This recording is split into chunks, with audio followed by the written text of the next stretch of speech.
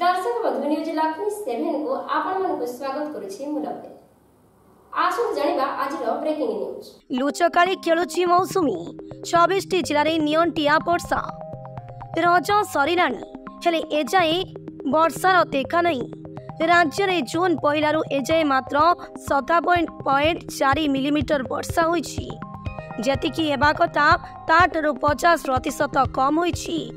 26 T जिल्ला रे नियंटिया वर्षा 10 T जिला अवस्था सांघातिक 60% रु 75% पर्यंत वर्षा नियंटिया स्थिति एथिरु जल चाषी अवस्था केमिति थिबो चाषी उपरकू अनै बसिछि।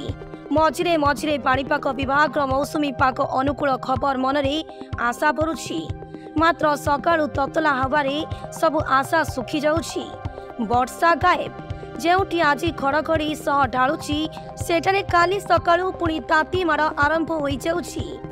मौसुमी धकई धकई आगकू बढ़ुछि वर्षार देखा नहीं।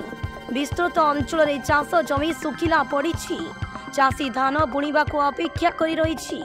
दिन गड़ी चलिछि एमितिरे दीर्घमियादी धान पिहन धरी बसिथिबा चाषी मुंडरे हाथ देई बसिछि आउ केते दिन अपेक्षा करिबाकू पड़िबो।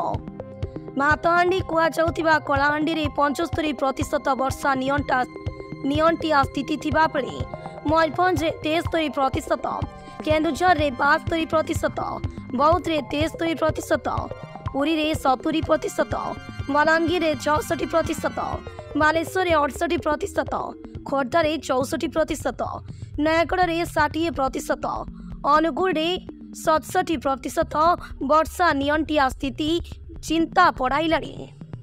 Bureau report news Lakshmi 7। दर्शक बंधु जदि आपण मन को आज वीडियो भलो लागि थाय वीडियो को लाइक कमेंट शेयर करी आम चैनल को सब्सक्राइब करी पाकर थिबा बेल घंटी बजाइबा को जमारे भी भूलिबेनी।